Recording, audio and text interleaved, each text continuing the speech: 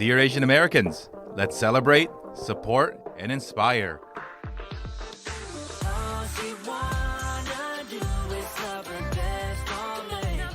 Welcome to episode 2 of Dear Asian Americans. I am your host, Jerry Wan, and today I am so excited to share with you my conversation with Cassandra Lam, co-founder and CEO of The Cosmos, an organization that started out as a way for Asian American women to gather and to share stories, to empower their voices, and now has evolved into a health and wellness company.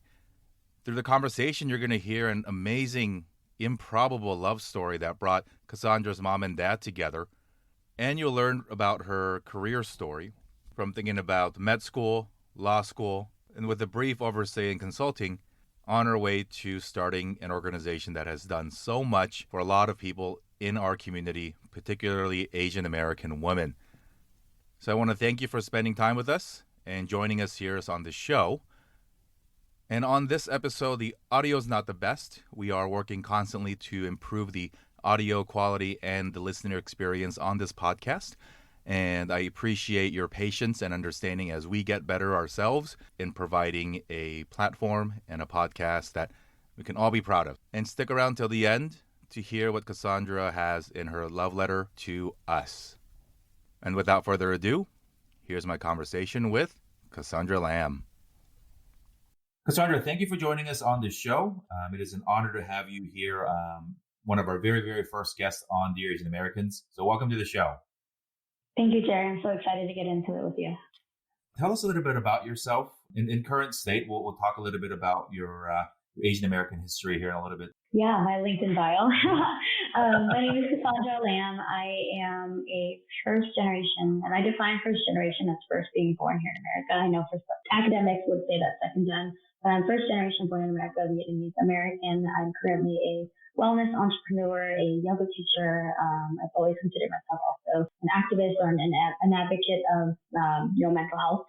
And I'm currently based here in Brooklyn, New York. So I am originally from Southern California, specifically Covina, California. So San Gabriel Valley, just got to shout that out. Yeah, I've left a very traditional life of working in consulting and catapulted my way into entrepreneurship very unexpectedly. And I'm excited to hear how we're going to get to that story through your questions. So let's go back to Covina and the 626. Obviously, it's a very homely place for a lot of our fellow Asian Americans and possibly a lot of people listening currently from the 626. Share with me a little bit about how the Lam family ended up there. What were the circumstances and how growing up in that community shaped your initial identity of being a both? My parents are Vietnamese boat refugees. So my mom and dad were both born in Vietnam, and after the war, they and millions of other people had a mass exodus from the country. So for those who are probably too young to even really see imagery of the Vietnam War, I always like to bring the image of, that kind of photo of the Syrian refugee crisis. The boats all in the ocean, I think it was the Mediterranean Sea. Something very similar happened after the Vietnam War. There was Vietnam, a lot of times people were going with whoever could possibly grant them safe passage. And a lot of times that didn't happen, but sometimes it did. And so both of my parents were really lucky. They also come from huge families. So I think that's also a really important thing. So my mom's side of the family, she's one of 10. My dad is one of 7. And when they escaped the country illegally, obviously, they both ended up meeting actually at a Malaysian refugee camp. And even the journey of getting to the refugee camp was extremely harrowing, very high rate of very high risk, essentially. Like you didn't know if you were going to get there. People were trying to avoid pirates. My mom's boat actually was attacked by pirates, and she told me the story growing up, which sounded like folklore when you're like 8. And then as I got older and I started to recount it to myself, I realized how traumatic it was. But essentially, on their journey to the refugee camp, they were attacked by pirates, and the only form of money that they could carry was gold. And so she and her siblings ended up eating it so that it wouldn't be stolen, and then having to, it would come out the other way, and hope that you could hold on to it until you got to land, and hopefully that gold translated into money that you could utilize later on. People ran out of food and water. People had to drink their urine. It was a lot of people died. She was also traveling with her older sister had young children, so young children were going through this harrowing journey. And so by the time they got to the Malaysian refugee camp, they were there for 1 or 2 years. That's actually where my parents first met. My dad, as the story goes, my dad says that like she was a cute girl that was like at this camp, and like they were both teenagers at this point. Walked by the area where her family was like living, and tried to get to know them. Eventually, they both got sponsored by families in America and were able to come over. So my dad actually his family ended up in Chicago at first, and my mom in Minnesota. Obviously, two climates that are way too cold for Asian folks who come from like Southeast Asia. So eventually, both of their families individually made their way over to California.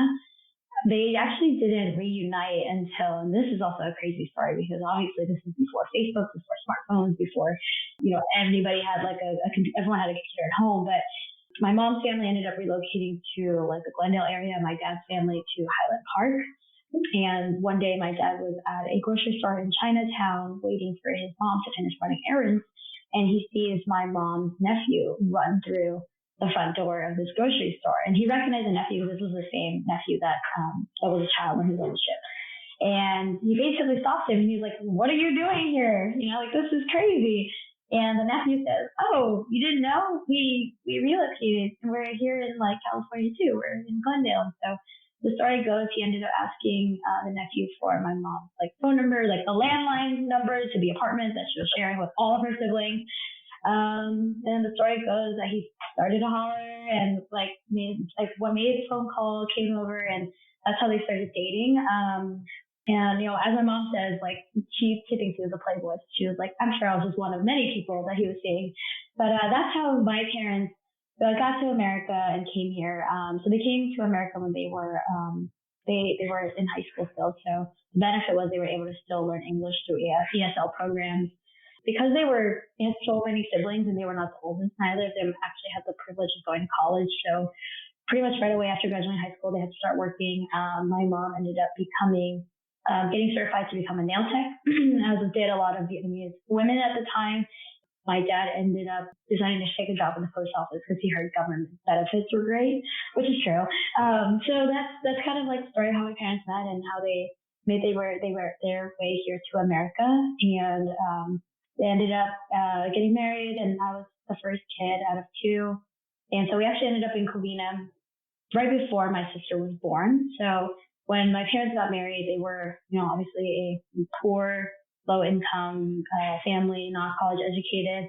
So they had a one-bedroom in Highland Park. And because they were so savvy and worked really hard, they were able to save up enough money and ended up buying a house out in Covina just in time right before my sister was born, which was when they realized we need a new place. So that's how we ended up in Covina. It was very different from how it is.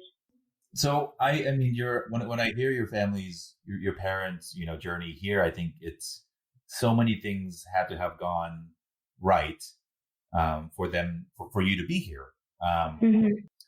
And I find that a lot of our parents don't really share a lot of their tough part of their lives or life before America. So how old are you when you learned out about how they met? I know obviously you gave us the very shorter version of it, and it's the pleasant one that we can, talk about today. Mm-hmm. How did you first learn about your parents' journey here? And was it something that you sought out? Mm-hmm. So growing up, as a kid, I think I asked my parents about their stories just because I had that childlike curiosity and I wanted to know. And so I think that they shared what felt like it would be most interesting while still answering my questions growing up. But something that I continue to kind of grapple with is there are so many huge, I think, gaps in both my family tree and my family history that to this day I don't know. And so I feel like I have a patchwork of stories as to how my parents, grew up and how they got to the refugee camp, how they came to America, and how they came to meet, how they came to become parents. But even within each of those milestones, there's so much, I think, intricacy and so much that is like glossed over. And something I continue to struggle with today is like, how do I coax more of it out of them? How do I encourage them to feel safe to share?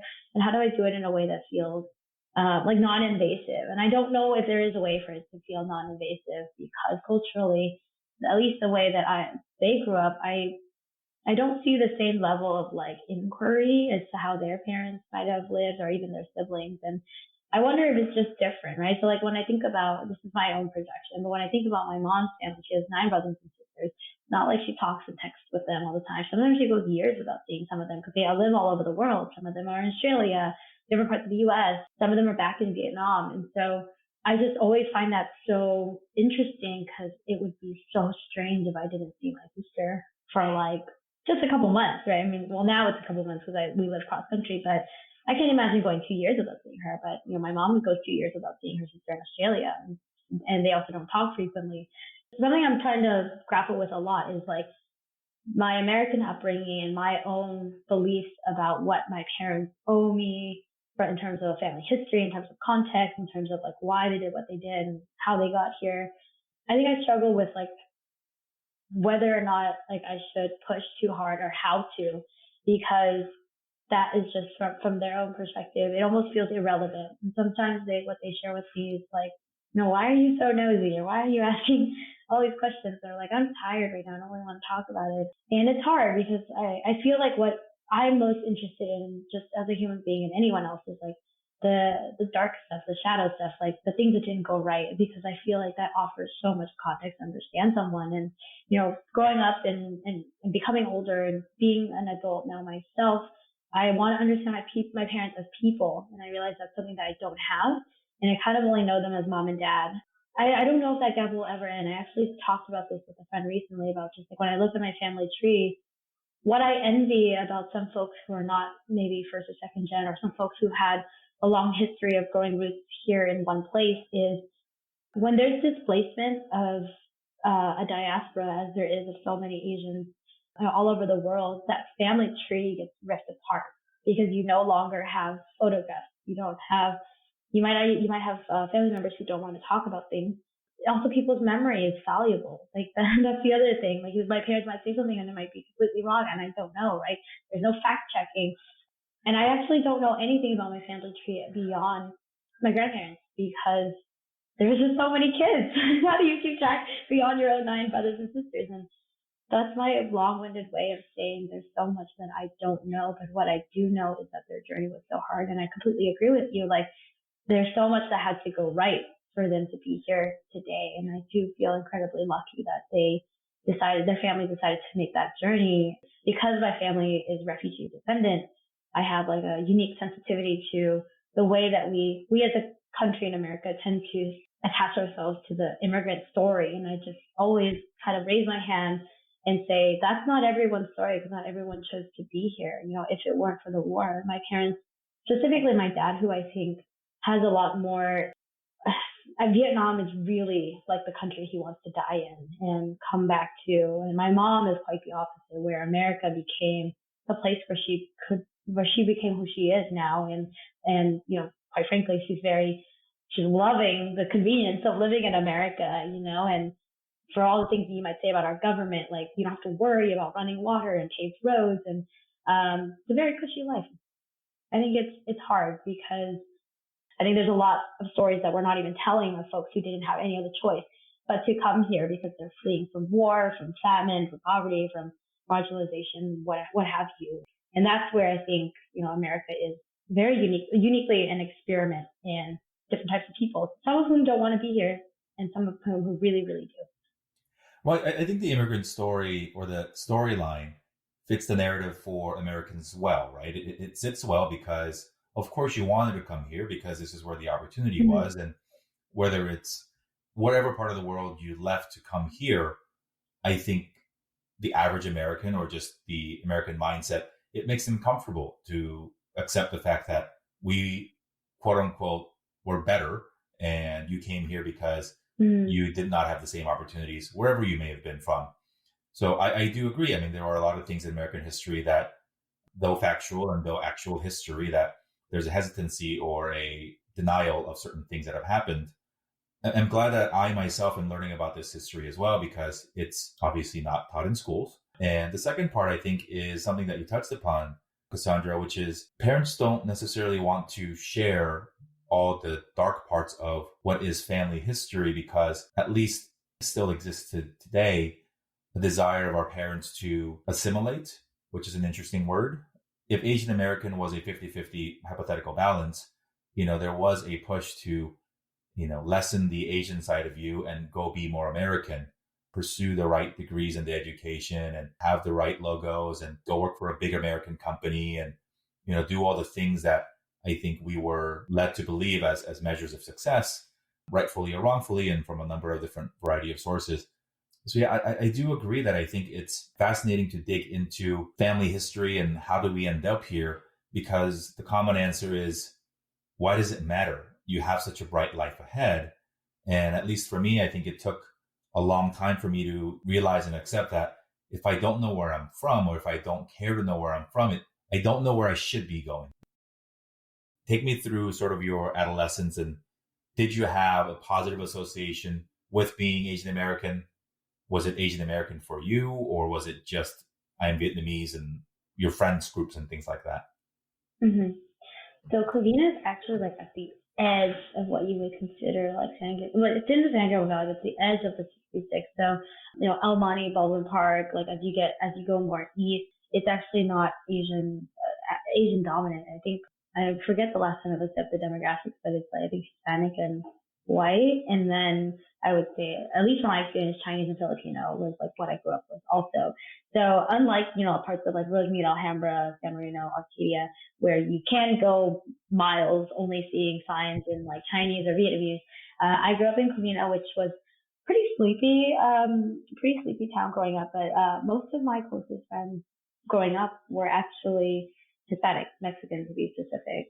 And so I think one of my favorite things about Southern California culture that only like Los Angelinos really understand is the ways in which Mexican and Asian culture just mesh, like commingle together. And I think an example of this is like, I think the Roy Choi and the Kogi truck, right? I mean, that's like Korean and Mexican like food together, and it's like really beautiful. And so like when I go to like taco trucks in like parts of LA where tourists wouldn't go, like I always see a big ass crowd of Hispanic and Mexican and Asian people, and it's like so cool. It's just so normal. And so yeah, actually growing up, like I didn't have, I wouldn't say I had like an overabundance of Asian friends. It was pretty diverse, but I did grow up feeling very distinctly like a part of myself was split off at a pretty early age. So, and this is something I've been thinking a lot about, is like the way in which like we start tracking kids on like I think they used to call it the GATE program, but it's like either when they tap you for being, I don't know, smart or like having potential, and then the kids that don't, right? And so, I think this tracking starts to happen pretty early. It started happening for me around third grade. And so at that point, when you're like identified as having, high potential, whatever that even means, they start to separate you. But then all of like my closest friends, for example, were not necessarily the people that I had always had class with. And I think this tracking, this duality of identities really became apparent for me in middle school, where they start having UN honors classes. But I would always notice, like, even back then I would talk about it as like, oh, I have my friends who are in my classes, and I have my friends who like I've known since second grade and who don't really know me as a human being. And then it became even more pronounced in high school, where it's like, okay, now we have AP, but at the same time, my same friends that I grew up with would be, who I want to socialize with on the weekend. But then I obviously made friends with people that I was in class with as well, because we'd have projects together and, shared misery of studying for the SAT. And so I feel like growing up, there was always this distinct bifurcation of my identity of like the person that was really, I think, almost only treated as valuable because of my grades or my potential academic ability, which is, I think, not an indication of any one person, but like a larger system that I'm kind of condemning here. And then there's like the part of me that's like the human that really just like loves my friends. I actually carried that bifurcation of identity all the way through college, and I don't think they actually merged until after college, when I had my first opportunity to be like, why do I feel like I'm leading two lives? Like, why can't they be all one? And it's something that only now do I have that perspective to really be like, oh, it was I was living essentially two different lives. Like even at lunch, for example, in high school, I'd leave my AP class friends and then hang out with my other friends. And we wouldn't talk about anything related to class because we didn't have classes together. And then I would jump right back into class and have, friendships that were kind of just really based on like being in the same space and nothing against them, but like they weren't people that I necessarily wanted to spend time with on the weekend. And so that growing up had a very diverse, very like racially diverse experiences, but like I said, most of my close friends are Hispanic, and so I think that influenced a lot of my how I approach life now. I tend to be very comfortable in multiple settings because I've always had to kind of be a chameleon of sorts, and again, going back to that bifurcation of identity, that's something that really shaped me in my formative years. It's almost like just knowing that like the things that I talk about, the parts of myself that I show, like even how I speak about things, like it shifted based on the environment because different environments required or wanted different things. That's fascinating. I think the bifurcation and being both is something that all of us have to deal with, right? And I think a lot of us generally see it as, who am I inside the four walls of my home? Basically, who are you at home and who are you outside of home? How you speak and what language you speak and how you interact. I think that's the bifurcation that we generally think about. But I think it's fascinating to hear your academic trajectory, which again is just one part of what made you in high school, even through college, which to me is extremely fascinating because you went to a school that loosely is half Asian. And there are so many clubs and organizations, and in Westwood, there's so many opportunities to participate in Asian and Asian American things, food, culture, activities. What do you mean by that? That you didn't really see that through college as well? And shed a little bit light on your academic choices and how doing all these gifted and AP things led you to study what you did in college. Yeah, well, actually, I forgot to even layer in the Asian and American part to it. I think when you layer that into the academic division that I was experiencing, you could essentially say it was like my life was quartered, right? Because I did experience that Asian and American tension. So growing up in America, I don't think, certainly as like a child and a teenager, I don't think I personally necessarily spent a lot of time trying to figure out like what are these two identities, like how do they live within me. I think most of the time I confronted it in the form of like conflict with like my parents in terms of like values alignment and like what I wanted to do. So honestly, I think up until, I wouldn't say Asian American was part of my like everyday vernacular, even in high school. I could just consider myself like a normal American kid. I had Asian friends, I had Hispanic friends, and that was just like that was most of my friend group, honestly. That was my life. And so just consider myself American, but also a lot of why I really thrived, I think, in this bifurcation of identity was because I didn't know it at the time, but I was dealing with a lot of internalized racism that just came from growing up in a world where we did not have the privilege of seeing anyone who looked like us anywhere. Like the two Asian people I might have seen growing up was Shao Kwan, the ice skater, and then the yellow Power Ranger. And I think those are like the two dominant ones that in my childhood, at least.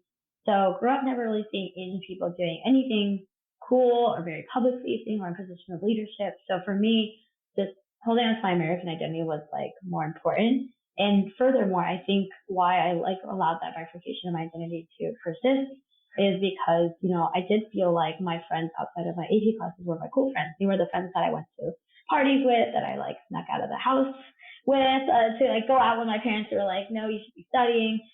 And that made me feel really seen in a way that like when you're, a high school student, you just want to have fun and you want to be accepted. But at the same time, I really also loved my friends that I had classes with because we had really shared, experiences of like trying to figure out where do we want to go to college. And it was without a question that all of us had to, like in some ways. And then we got to also share, the joys and misery of studying for the SAT, like, doing AP testing. And that was also really important for me to have like that support system.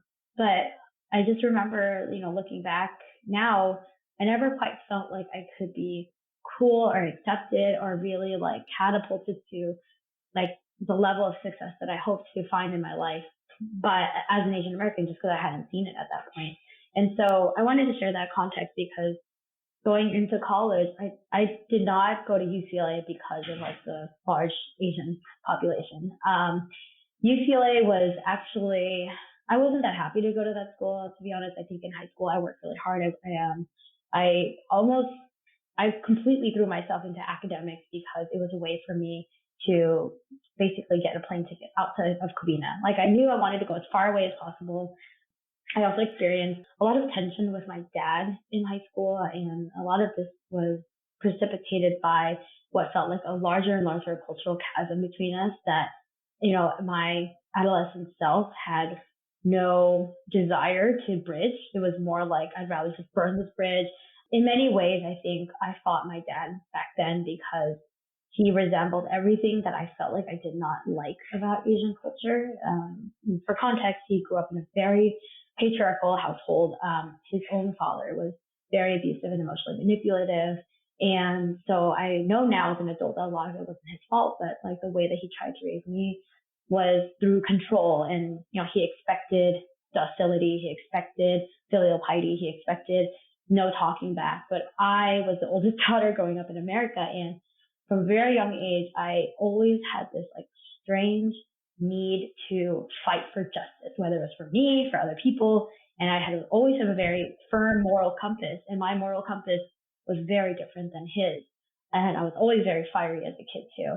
And so we really started butting heads in middle school, which is, I joke that middle school is where like you start to have a personality and your own needs and like your own interests, right? Like you're not like quite so malleable as you were in like elementary school. And that's kind of where I started to like, really question and push back and formulate my own opinions about things. So, it really came to a head in high school because even simple things like, hey, can I go to the movies with my friends? Like my dad, growing up, that wasn't something he got to do. And so he was like, no, you should be studying. Like no boys until you're like married and all these things. And it just, I think what really squeezed me at the time was so I played 3 sports in high school. I was in soccer, tennis, and track. But tennis was really my main sport. I was pretty trash at soccer, but I just found it fun because I loved distance running, and it was like distance running with a ball. But tennis was my thing. So I played 3 sports. I was highly involved in like ASB, which is like student government, clubs on campus, volunteered extensively, and was taking like all the AP classes possible. So I felt like, so wrong because it's like I'm doing everything that I should be doing and I'm doing well. And yet I still can't, I still can't hang out with my friends. I still can't, do these things that normal everyday American kids want to do. So that created a huge division between us. And there was even a point in high school where we didn't talk for a month, even though we lived under the same house. Very dramatic. And so, like when I started applying to colleges, my dream was to go to the East Coast. I became obsessed with Columbia University because I got a brochure and the photos of Morningside Heights looked so beautiful. I obviously had also seen Gossip Girl and every other movie that has ever fantasized about New York. And so I really had my heart set on Columbia, and I was like, okay, I guess Harvard and Stanford as well. Anyway, so I worked really hard in school, ended up being salutatorian, but even when admissions came around back in 2009, I didn't get into Columbia. I got waitlisted at Harvard, but I did get into like Berkeley and LA. And so never got to move off of the wait list, unfortunately. And so it just, came time for me to really, I think that was probably one of the most soul crushing moments of my youth, because that college acceptance was like so much more to me than just college. It was like my ticket to freedom, essentially, to the opportunity to just be who I wanted to be outside of like living in my parents' dominion. My hunger to prove myself, I had a huge chip on my shoulder. And I would have it for years, even into college. Anyway, so I ended up choosing UCLA because it's actually a funny story.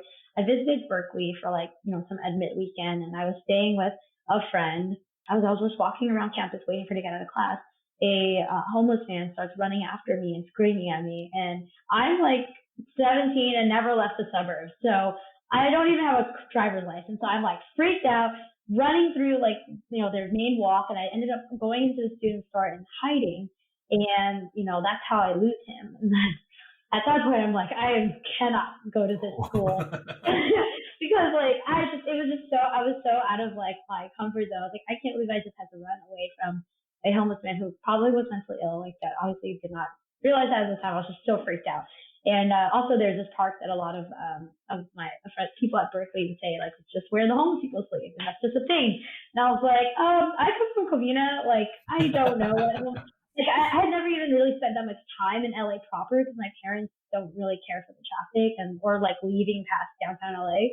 And so, totally had like a freak out moment. And I was like, oh, I'm going to UCLA. The campus looks like it's way, way nicer. So, I feel like I ended up at UCLA, kind of like I was pretty ungrateful. I was just like, this is the best I can do. Fine. At least I can still dorm. Part of me wishes that like I could redo college with, the perspective I have now. I'm sure we all do to some extent. Every single one of us. Yeah. The things that we would do differently, right? It sucks for Berkeley. I mean, they were probably wondering why isn't she coming here? That she like this. And this whole bookstore story has never happened. That's amazing. So I guess sidebar, you did make your way to New York eventually. I did. So New York is such a fascinating place. I went to high school out there just for 3 years between like 15 and 17. So I've always still have this fascination and desire to do the city thing. And so it's always so fun for me to go back. So I just want to appreciate you for sharing this story. I know it's probably a conversation you don't have often in terms of, and we haven't even hit, adulthood yet. And I think there's just so much amazing and beauty in sort of how you develop your own identity. I guess I'm also very curious.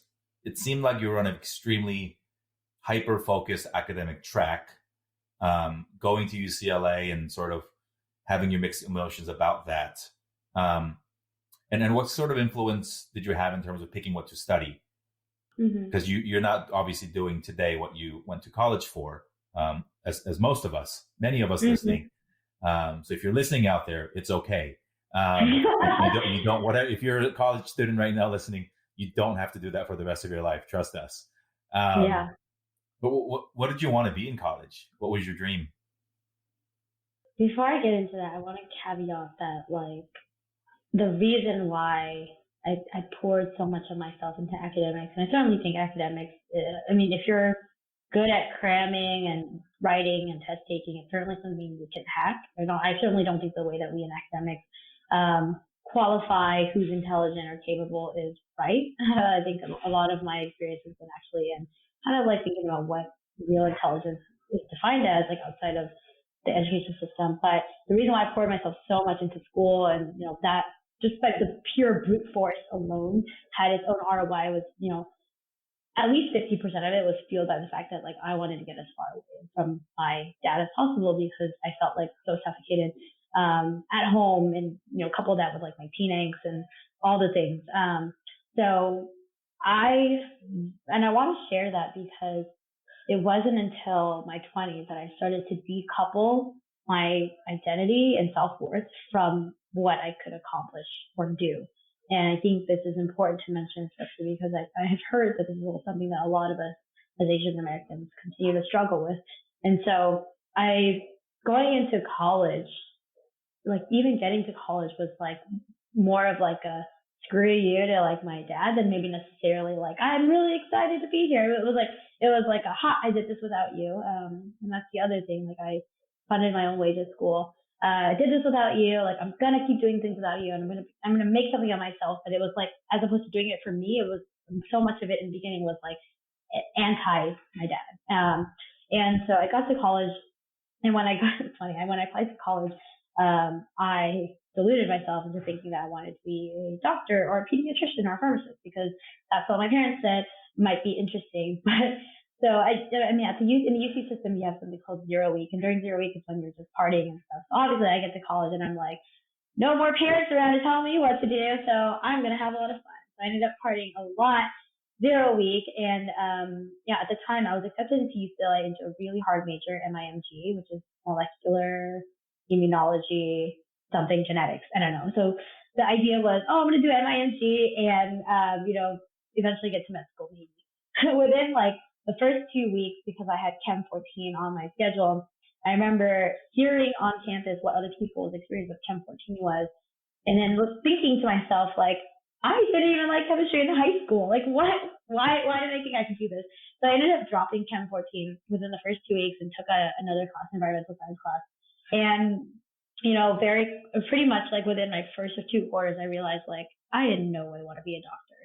So what do I actually want to study? And I think the running joke at the time was like, you're going to change your major 3 times in college. And I think at the beginning of college, I was like, no way, I know what I want to be. I literally changed my major 3 times. So once I realized that, like, okay, not going to be a doctor. Don't really care for it. What do I actually want my college experience to be like and be about? And so I've always really loved reading and writing. Like growing up, my routine with my dad was every Friday he'd pick us up me and my younger sister from school. We would go to the Covina Public Library, and we had these big tote bags, and my sister and I would each return a full tote bag of books and pick up a whole other full tote bag. And I would devour those books in a week and come back. And then whenever the library did like these summer reading challenges, I would always like hit it out of the park. So reading and writing has always been my first love. And so I was like, okay, like maybe I will major in English. So I actually majored in English for a year. I think the hardest thing about English was just the sheer amount, like the workload was so intense, like the number of books that we were expected to write, how much we were expected to read. And on top of that, I was also, in my first year at UCLA, I ended up, ironically, for someone who didn't care much for figuring out what Asian American really meant to her, ended up pledging an Asian American sorority. And so with all of that was happening, I was like, okay, I can't stay with the English major. And on top of that, I didn't have the language articulated at the time, but I just quite frankly was not really interested in all of the old dead white people we were reading. And I'm very proud to say that now because there is a dialogue happening now about like who gets to be in the American canon.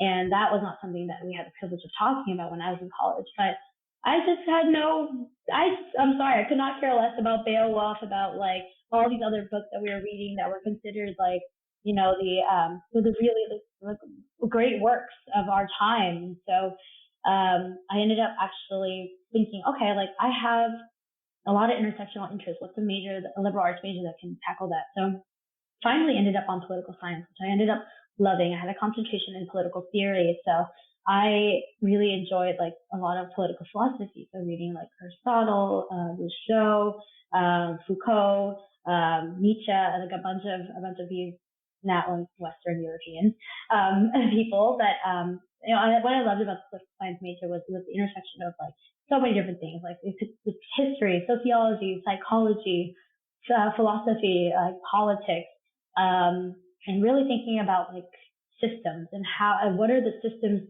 that we need in place and how do those systems inform how people act. Because what I've always found interesting is that we think that we as people are autonomous and we make our own decisions, and like just because we have consciousness means that we're in control. But like, no, actually, like we're all shaped by, the system that we're a part of. And, the moment you change like a couple levers, your behavior will shift. And that was like the really fascinating aspect of political science. Like a lot of these political thought experiments that I would read about, I was like, whoa, like people, whether or not people think they're good or bad, you just change a couple of components and you could get some really surprising behaviors from them. Like I know in philosophy, there's this one dilemma that they talk a lot about like, let's say there's a train running down these tracks and it's a runaway train, and you can either save like, I'm forgetting the actual thing, you can save like the young kid or like save like something else. And then like this really hard dilemma. And I just always think about like,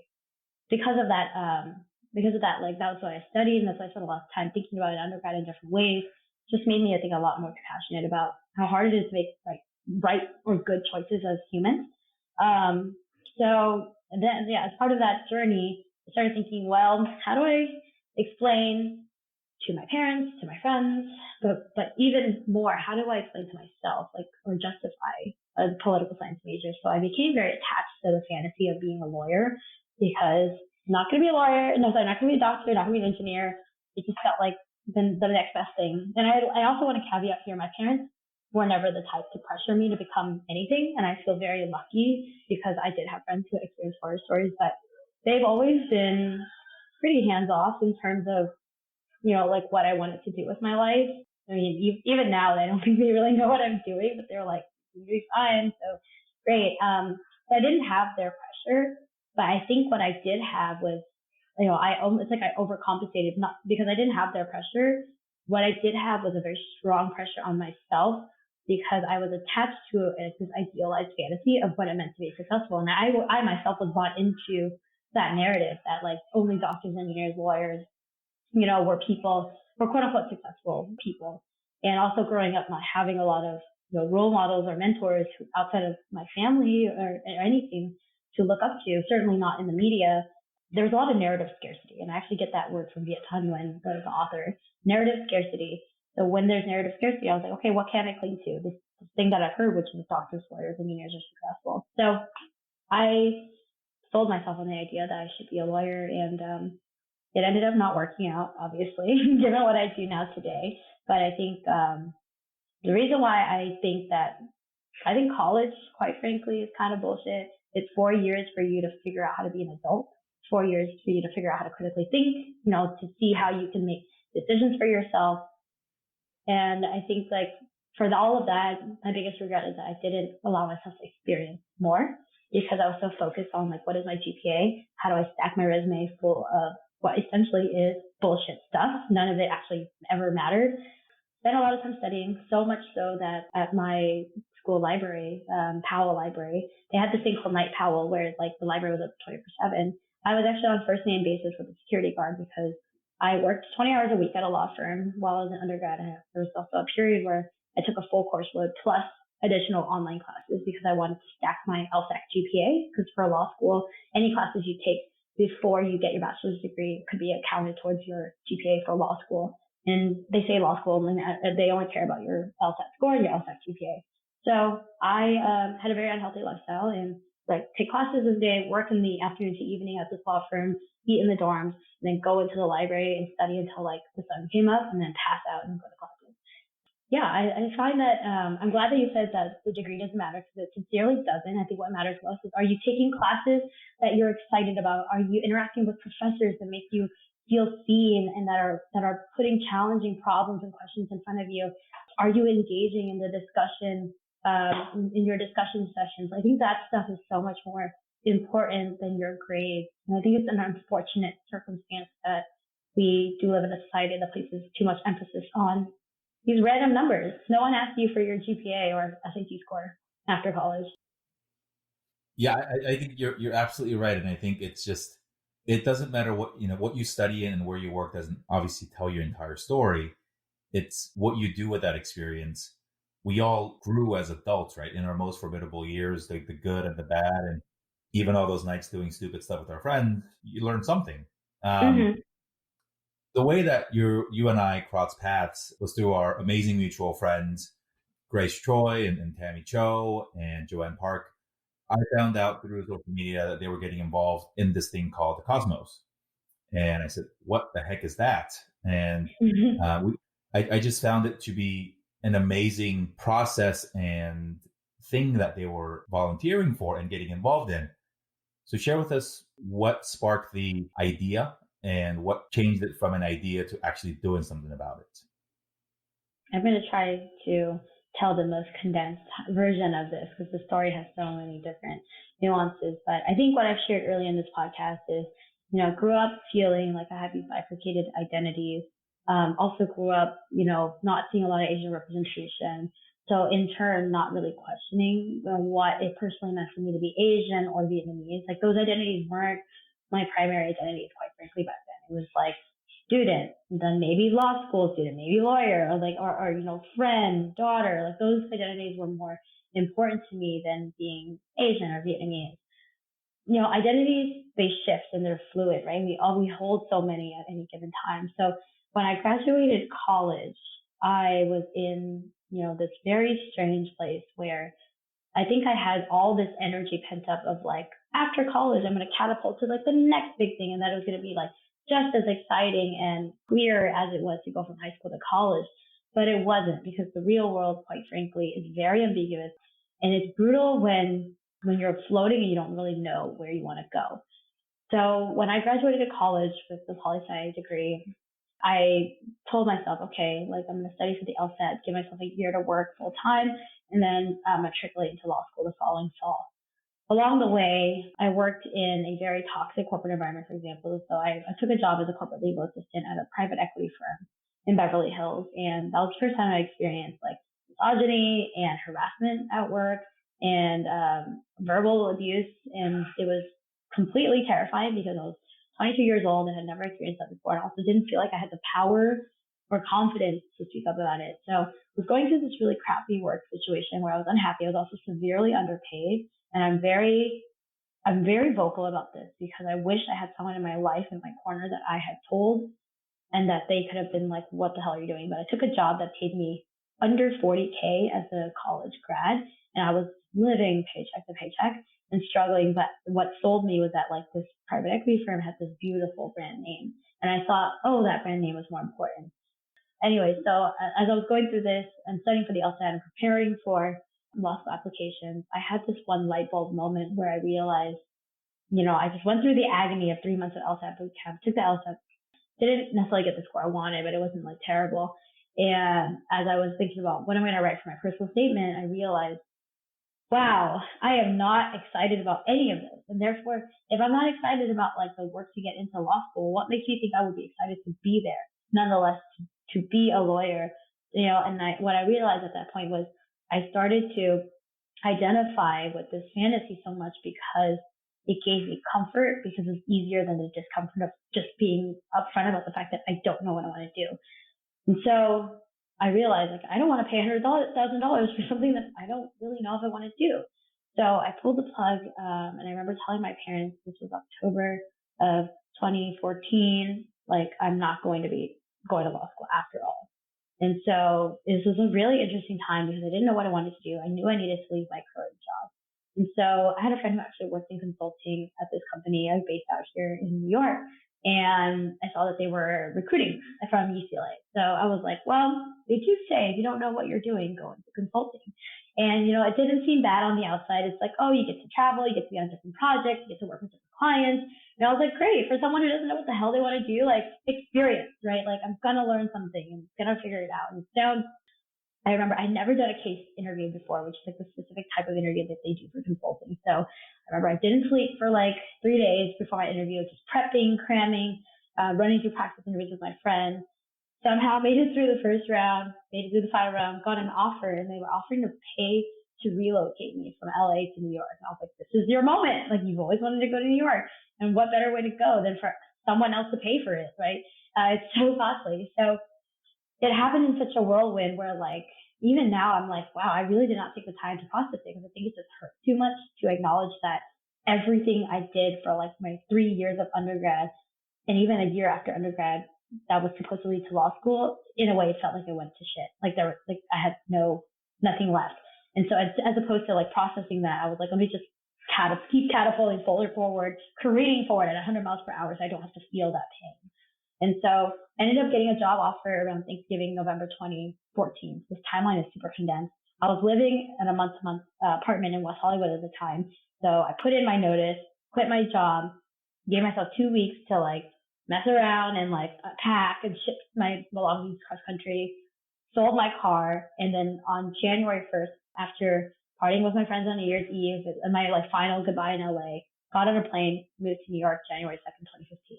And this all happened in the span of like 3 months, which is crazy. Like I just sold my car, uprooted my life, left.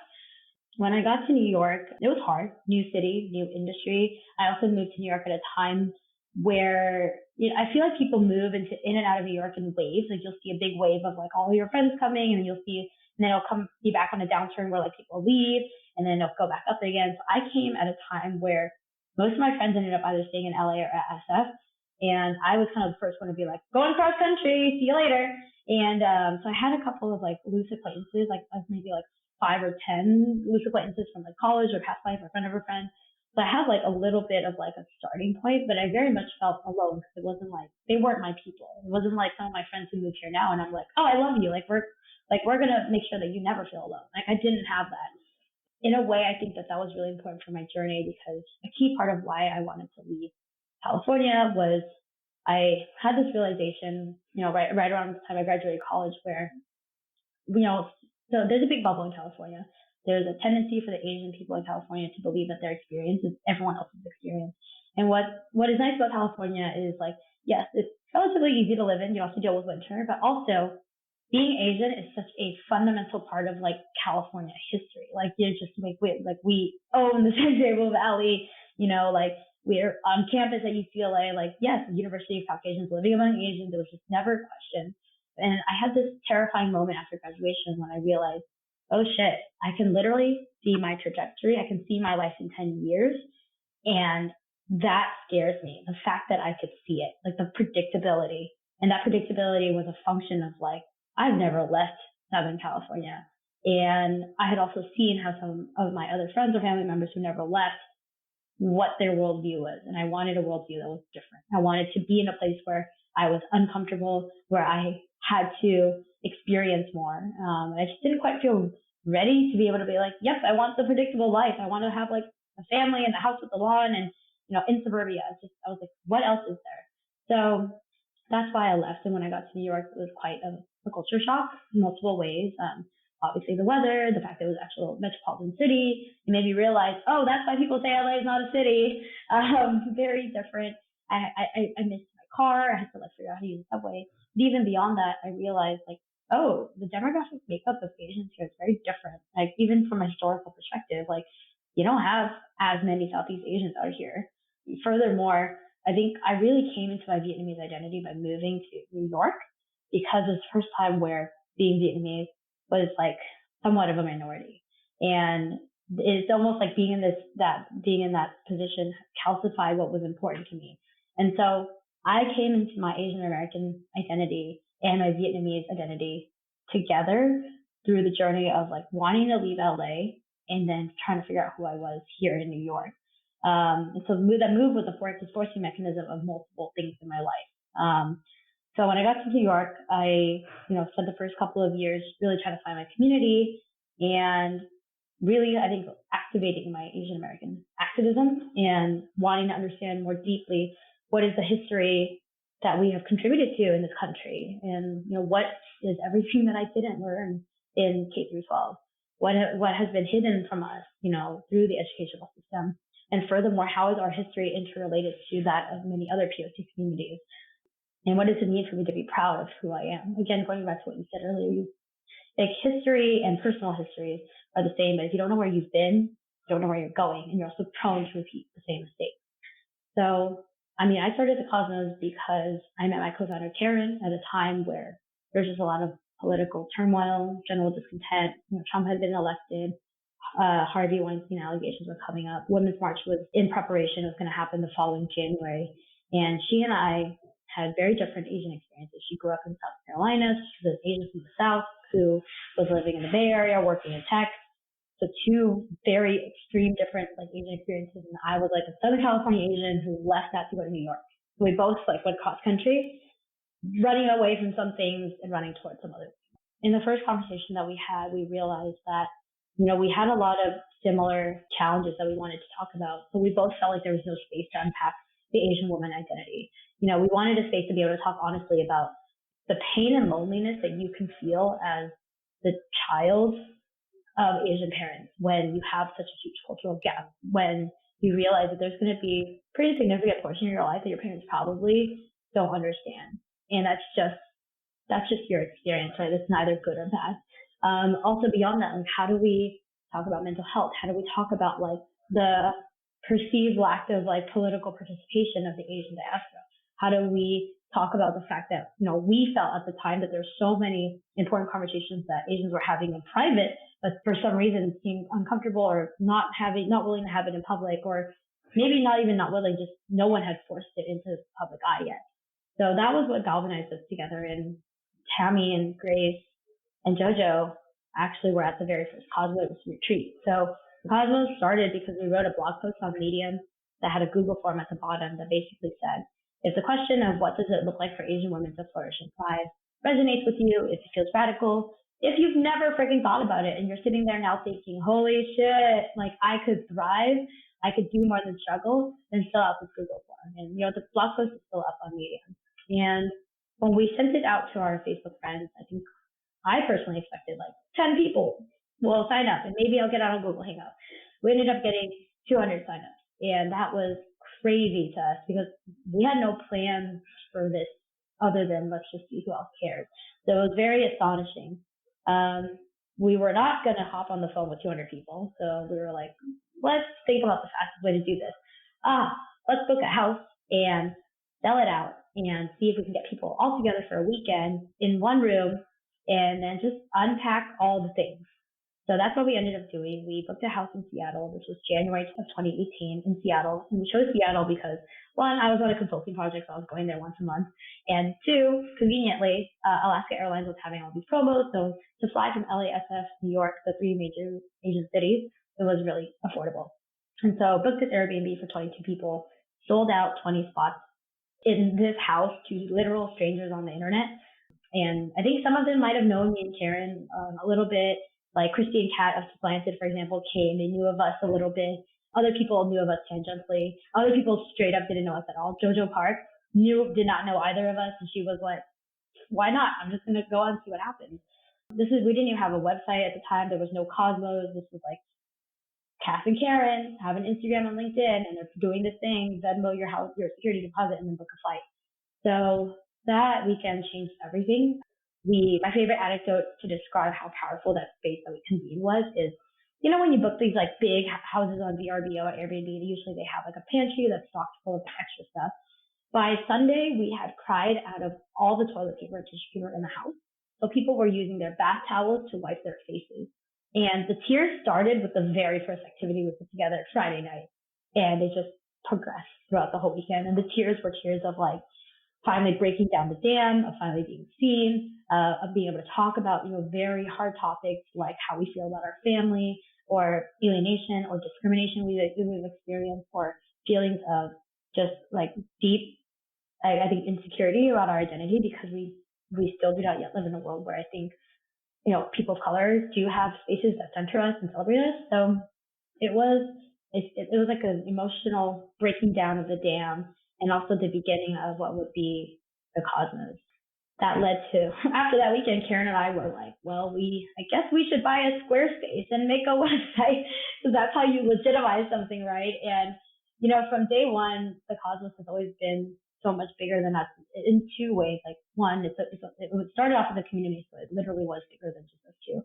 But two, I always felt like we were playing catch up to like the demand. And so I think that's why, it's the culture that we created, the community principles that Karen and I put together for that first retreat continue to be the principles that are for how we run the company, for how we show up for each other. And I think that the way that we're doing things just has resonated with people so much. Now we are at a point where there's a lot of like Asian stuff coming out, but when we started, like I still had people in the beginning asking me, why are you doing this? Why are you organizing Asian women? And a lot of those people who questioned me were Asian people too. And so I think it's been interesting to ride the zeitgeist, and having come in like right before the Crazy Rich Asians wave, and then to ride through it, and to even be here now today where, as you know, we have now pivoted into being a health and wellness company. Yeah, it's been a very long-winded journey, but that's my way of condensing it. I hope that a lot of the people that are listening are either familiar with the work that you've done. We often talk about, particularly in the community, about small actions by a small group of people really making a positive and a great impact. And you've done it, and you continue to do it. And I know you will do more. I think you've struck a chord with me and a lot of other people where creating spaces that we didn't even know we needed. Even before we even knew we needed, that they could exist, right? I think there's man or woman, doesn't matter. I think it's just make good on the sacrifice of your parents. And that was very narrowly defined as academic and professional success, because our parents didn't really have the luxury to share or explore or even admit some of the feelings that they went through, because survival was literally the only thing that they had to worry about. We, the next generation, are burdened with this amazing gift of opportunity, but also at the same exact time, we weren't allowed to talk about anything. We weren't asked to talk about anything. There are movements happening because of the work that you've done. I know you have, chapters across the country, and I see online every day the good work that you're doing and what's transformed into. You are a change maker. I think you have positively impacted and inspired so much more than I think you even probably care to admit today. And then I'll share with the audience too. When I started the idea of this podcast, I looked at obviously the people that I knew, and I wanted to gather people, for lack of a better term, like gave a crap about us and did something about it, right? So you obviously instantly came to mind as somebody who's picked on a topic and a community that isn't necessarily talked about. When we talk about gender diversity, Asian women really don't get talked about. And obviously when we talk about racial diversity, it's like, oh yeah, and those other, model minority people that really don't need any help because they all go to Harvard and they all have, tech job, whatever it is, right? So I think at the intersection of that, it's sort of the most overlooked group. So it's been so amazing to hear the story. And I know that this is just chapter one. And I don't think people fully realize, and this is sort of the dilemma that a lot of side hustle turned into full-time hustle people face on the internet, is this: how do I both portray a air of, I know what I'm doing, please come read my blog, follow my Instagram, whatever, we have our shit together. But at the same time, holy crap, there's so many things. And it's even in the space that you're in, which is to talk about mental health openly and to talk about and address some of the things that we go through. I think it's kudos to you for being so open about your journey and sharing a lot. Happy to support in the journey in however way we can. And I encourage, if you're listening to this episode, I think there's so much to learn from Cassandra's journey. If you have felt frustrated because people who look like you don't appear on the things that you want to do, that spaces actually do exist. And like you said, it's sort of a blessing and a curse, but the demand for Asian American stuff, whatever it is, the Oscars were 2 days ago, and now everybody wants to be Korean and make a movie, right? So in addition to all the great things that have been happening already, it's just the amount of healthy pride and my voice matters because people that look like me are speaking my language on the world's greatest stages. These spaces and these communities are such in high demand. If you're thinking about creating one, if you're listening to the sound of my voice, just do it, because somebody cares. Somebody's life will be changed because of the thing that you want to do. I am so grateful that, I don't know if it's age or generation or just the times are different, but I think what would have been laughed at by our cool friends 10 years ago, they'd be the first to sign up today. And so, especially if you're in high school or college and you're worried about what your parents might think, you're worried about what your friends might think, even if it is a side gig, even if it is writing a song or writing a blog or starting an Instagram account where you want to bring people together, just do it, because it will actually also open so many doors to the amazing generations of people that have come before you and that will come after you to help connect with them. Yeah, may I add one more thing to what you're saying? First of all, I agree, but I think another thing that is always important to share is, well, one, I want to say no one knows what the hell they're doing. That's how you know you're working with good people, like people who are really willing to admit to you like how much they don't know. I actually am very wary of people who tell me that they know everything and got it all figured out, because I'm like, now you're just lying to yourself. But the people who are willing to be humble and say that, like, I don't know necessarily what I'm doing, but I know what I'm doing today. I know what my next step is, and I'm letting myself figure the rest out. And so I find that oftentimes when people are sitting on like a passion project, an idea, an art project, a dream, they hold themselves back because they think that, like, they compare themselves to the person that's like, I'm the expert, I know everything. And I just want to say that's complete farce. Most people, we only ever have this very moment. There's no tomorrow. Tomorrow's not a guarantee. And on top of that, the world is rapidly changing. We're rapidly changing all the time in ways that we're not even seeing. And so, it's just like, what are you going to do today that gets you incrementally closer to the world that you want to live in? And I think the second part I want to tag on to what you said is, yes, I think it's important to do stuff because it might impact someone else.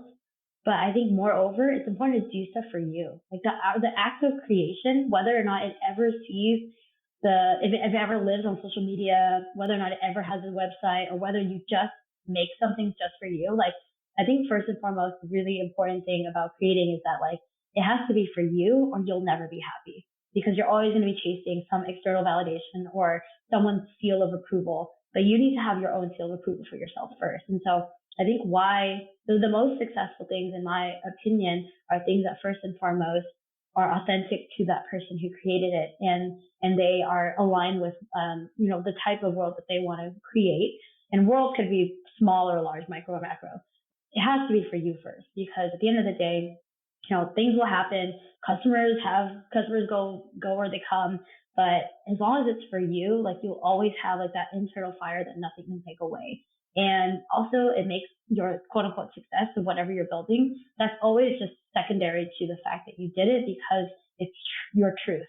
And I think about this podcast that you have by Carrie, you're like, yeah, I don't know where it's going, but for now it's true to me, and it allows me to contribute to the world that I want to create. And I think in the beginning, that's what you need to cultivate and actually protect the most, because the moment that you start selling out or compromising because of others outside of you, it no longer becomes, whatever you created is no longer authentic to you. And I think that's really precious, because we all have like a unique perspective to share. And I think that's really important, like whatever it is, that it's first and foremost for you.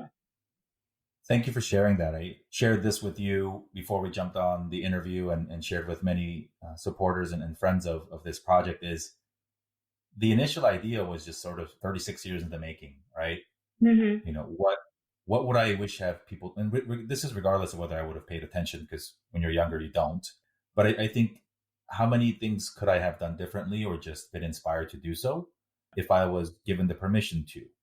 That there was so much opportunity and so much examples and demonstration of what was possible for people who look like me, that I wouldn't have even needed to ask permission or think about that.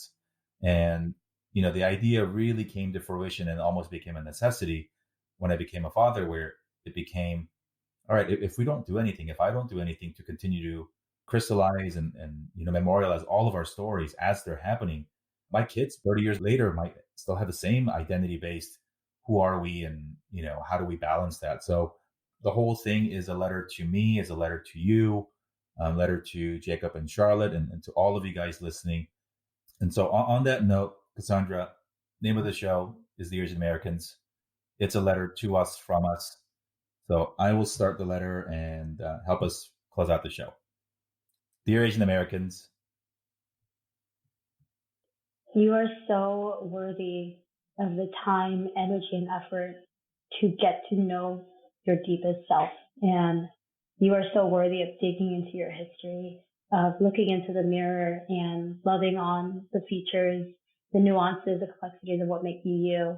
And furthermore, you must do that self-work with responsibility, because your existence on this earth matters. And someone out there is looking at you and the way that you treat yourself. And that is a message for how they might see themselves. So, yeah, you're worthy of love. Thank you. That was amazing. Cassandra, thank you so much for taking the time to share your story. Sharing family stories, especially in such a public way, is something that is not easy to do. I am so happy that you've decided to quit consulting. Number one. I didn't decide to quit. I got laid off, but that's a story. Well, as a former recovering consultant myself, I do resonate with a lot of the frustrations of, this is not what I was meant to do on this earth. And, primarily and foremost, for taking that bold leap of faith. And, whether it was a conversation with Karen, or, booking that Airbnb on a whim, on a promise and a dream and hope, that you have and continue to inspire hope in a lot of Asian American women, a lot of Asian American men out there who see what you guys are doing, and probably are hoping and working ways that we too can create a positive and uplifting places for us to talk about the things that matter to us. And really something that we started the conversation today with family history and what you know about your family and your parents' history. And you doing this as a project now will definitely make it easier for you to tell your kids and your grandkids one day of the difference that you've made in so many people's lives. So again, Cassandra, thank you so much.